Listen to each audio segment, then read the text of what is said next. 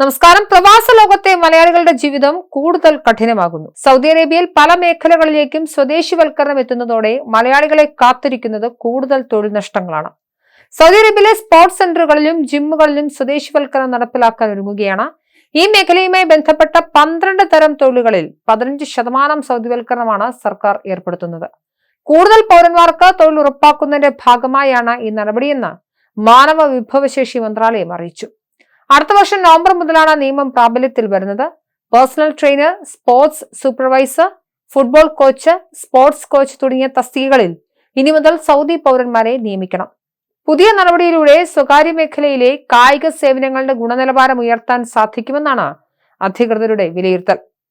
രാജ്യത്തെമ്പാടുമുള്ള തൊഴിലന്വേഷകരായ യുവജനങ്ങൾക്ക് ക്രിയാത്മകവും സൃഷ്ടിപരവുമായ തൊഴിൽ മേഖലകളിലേക്ക് ആകർഷിക്കുന്നത് ലക്ഷ്യമിട്ടാണ് പുതിയ തീരുമാനം നിലവിൽ വന്നത്.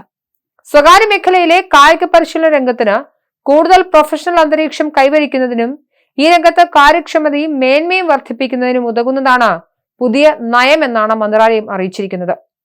ജോലിക്കായി സൗദി സ്വദേശികളെ തെരഞ്ഞെടുക്കുന്നതിനും അവർക്കുള്ള തൊഴിൽ പരിശീലനം നൽകുന്നതിനും ഗുണമേന്മ ഉറപ്പാക്കുന്നതിനും ജോലി ലഭ്യതയ്ക്കും ജോലി സ്ഥിരതയ്ക്കും പ്രാദേശിക സ്വദേശിവൽക്കരണത്തിന് മുൻഗണന നൽകുന്നതിനും ഒക്കെ സ്ഥാപനങ്ങൾക്ക് ആവശ്യമായ മന്ത്രാലയ പിന്തുണ സേവനങ്ങൾ മാനവ വിഭവശേഷി വികസന ഫണ്ട് ഫദാവ് പ്രോഗ്രാം മുഖാന്തരം ലഭ്യമാക്കും.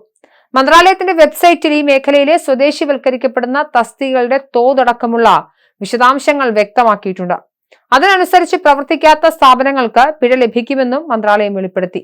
കായിക മന്ത്രാലയത്തിന്റെ സഹകരണത്തോടെയാണ് മാനവ വിഭവശേഷി വികസന മന്ത്രാലയം പുതിയ നയം നടപ്പിലാക്കുന്നത്. മാനവ വിഭവശേഷി സാമൂഹിക വികസന വകുപ്പ് നൽകുന്ന പിന്തുണയും പ്രോത്സാഹന പരിപാടികളും സ്വകാര്യ മേഖലയിലെ സ്ഥാപനങ്ങൾക്ക് പ്രയോജനപ്പെടും.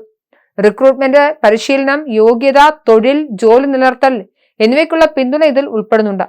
പ്രാദേശികവൽക്കരണ പിന്തുണാ പരിപാടികളിലേക്കും മാനവ വിഭവശേഷി വികസന ഫണ്ടിന്റെ ഫദാ പരിപാടികളിലേക്കും മുൻഗണനാക്രമത്തിൽ പ്രവേശനം ലഭിക്കും.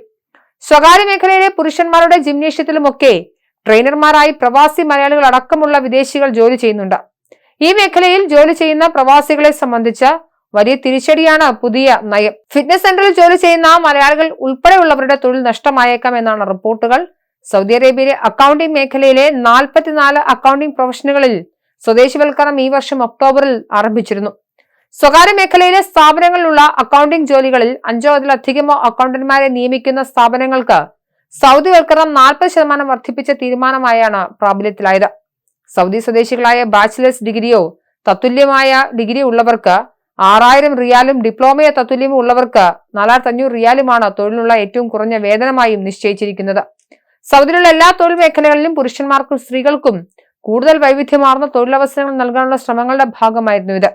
ഇതിന്റെ തുടർച്ചയെന്നോണമാണ് ജിംനേഷ്യങ്ങളിലും കായിക മേഖലയിലും അടക്കം സൗദി സ്വദേശിവൽക്കരണം നടപ്പിലാക്കുന്നത്.